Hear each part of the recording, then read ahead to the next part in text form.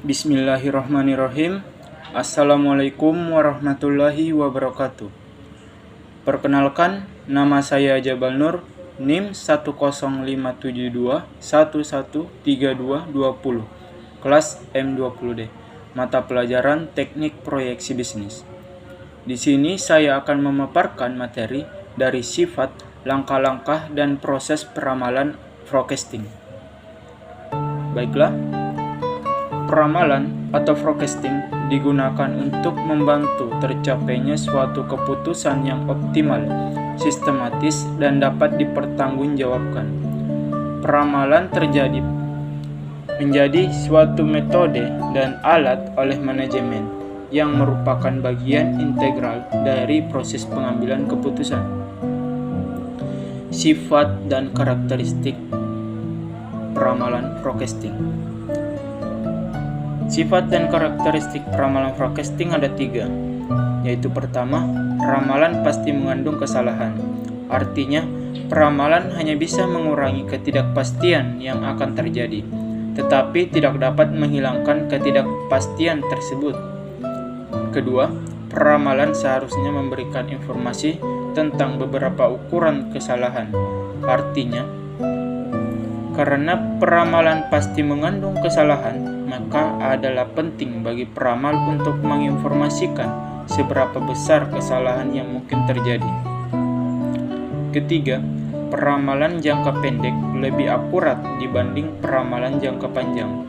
Hal ini disebabkan karena pada peramal jangka pendek, faktor-faktor yang mempengaruhi permintaan relatif masih konstan, sedangkan masih panjang periode peramalan. Maka semakin besar pula kemungkinan terjadinya perubahan faktor-faktor yang mempengaruhi permintaan tersebut.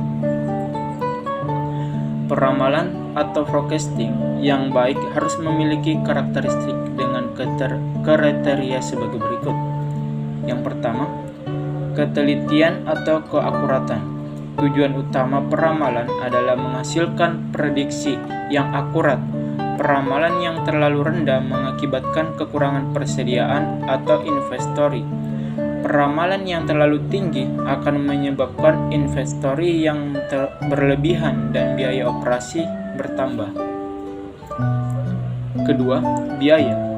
Biaya untuk mengembangkan model peramalan dan melakukan peramalan akan menjadi signifikan jika jumlah produk dan data lainnya semakin besar. Mengusahakan melakukan peramalan jangka sampai menimbulkan ongkos-ongkos yang terlalu besar ataupun terlalu kecil. Keakuratan peramal dapat ditingkatkan dengan mengembangkan model lebih kompleks dengan konsekuensi biaya menjadi lebih mahal. Jadi, ada nilai tukar antara biaya dan keakuratan. Ketiga, responsif. Ramalan harus stabil dan tidak terpengaruhi oleh fluktuasi demand. Keempat, sederhana. Keuntungan utama menggunakan peramalan yang sederhana yaitu kemudahan untuk melakukan peramalan. Jika kesulitan terjadi pada metode sederhana, diagnosa dilakukan lebih mudah secara umum. Lebih baik menggunakan metode paling sederhana yang sesuai dengan kebutuhan peramalan. Langkah-langkah peramalan. Menganalisis data yang lalu. Tahap ini berguna untuk pola yang menjadi pada masa yang lalu. Analisis ini dilakukan dengan cara membuat tabulasi dari data yang lalu, sehingga dapat diketahui pola dari data tersebut. Menentukan metode yang dipergunakan masing-masing metode. Masing-masing metode akan memberikan hasil peramalan yang berbeda-beda.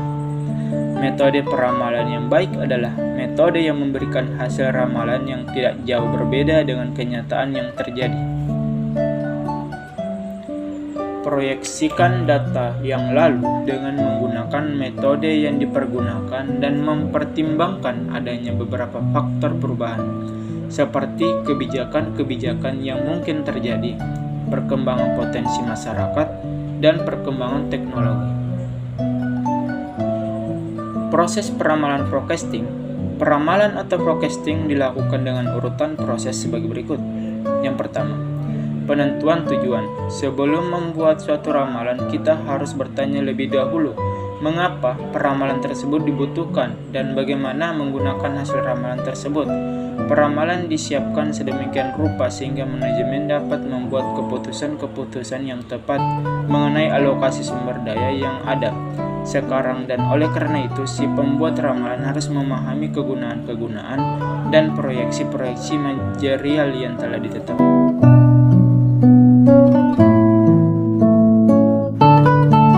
Peramalan atau forecasting dilakukan dengan urutan proses sebagai berikut. Yang pertama, penentuan tujuan. Kedua, pemilihan teori yang relevan. Ketiga, pencarian data yang tepat. Keempat, analisis data. Kelima, pengestimasian model awal. Keenam, evaluasi dan revisi model. Ketujuh, penyajian ramalan sementara kepada manajemen. Kedelapan, revisi terakhir.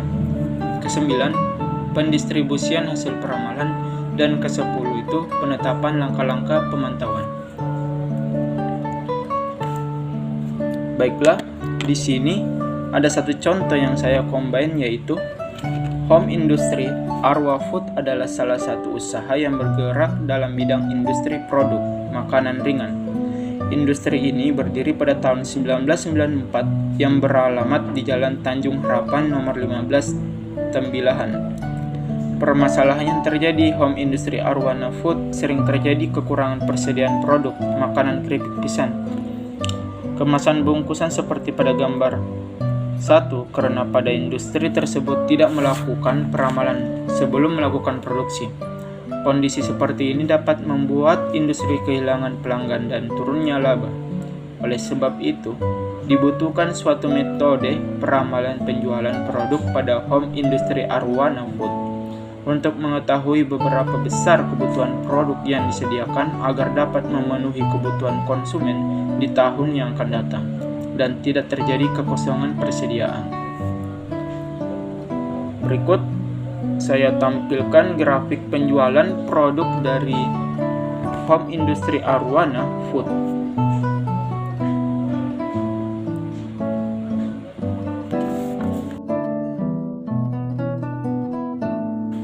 Tiga metode. Yang pertama itu metode moving average, yang kedua metode exponential smoothing, dan ketiga metode trend analysis. Pertama-tama saya akan menjelaskan analisis peramalan metode moving average. Untuk mendapatkan hasil peramalan yang lebih efektif, maka kita menggunakan metode rata-rata bergerak sebanyak 2 periode, yaitu periode 1 dan periode kedua.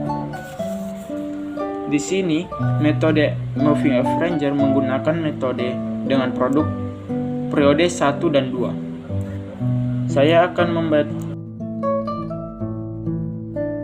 sampaikan metode moving average dengan metode periode pertama.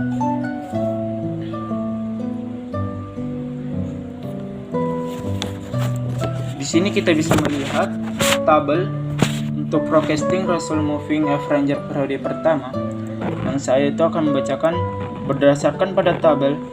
Didapat nilai forecast permintaan untuk periode berikutnya sebesar 1368 bungkus. Nilai MAD sebesar 212,6286, MSE sebesar 86399,14, dan bias sebesar 12. Sedangkan standar error sebesar 302,7135. Berdasarkan output tersebut, maka dapat diartikan bahwa tingkat kesalahan penggunaan metode ini sebesar 212,6286 untuk MAD-nya dan 86399,14 untuk MSE-nya. Baik, ini adalah tabel forecasting result moving average periode kedua. Berdasarkan tabel yang kita lihat bersama, didapat nilai forecast penjualan untuk periode berikutnya sebesar 1269,5 per bungkus. Nilai MAD sebesar 219,7794. MSE-nya sebesar 89357 dan bias sebesar 18,8971. Sedangkan standar error sebesar 308,128. Berdasarkan output tersebut, maka dapat kita artikan bahwa tingkat kesalahan penggunaan metode ini sebesar 219,7794 untuk MAD-nya dan 89357,98 untuk MSE-nya. Namun untuk menentukan keputusan menggunakan metode ini atau tidak, maka kita akan membandingkan dengan metode lainnya.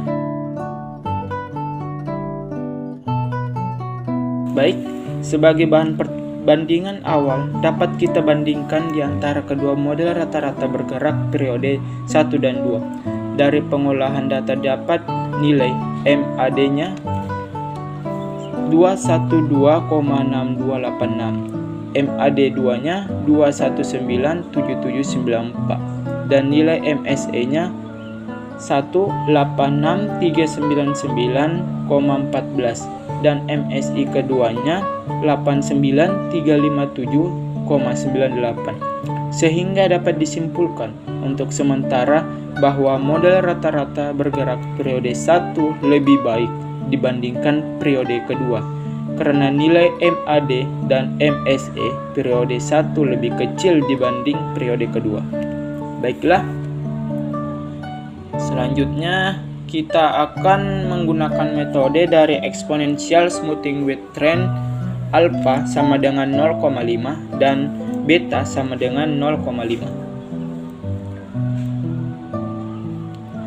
Dari output pada tabel 3 yang kita lihat, didapat bahwa nilai forecasting untuk periode berikutnya yaitu sebesar 1321,469. Nilai MAD sebesar 263,2664.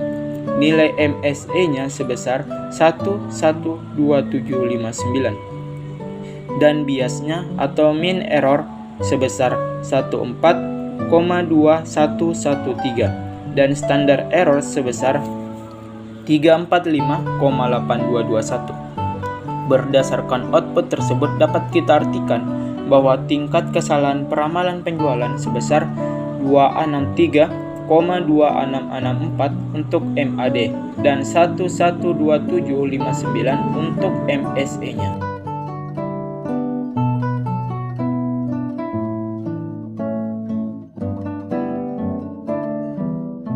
Baik, di sini saya akan melanjutkan metode trend analysis.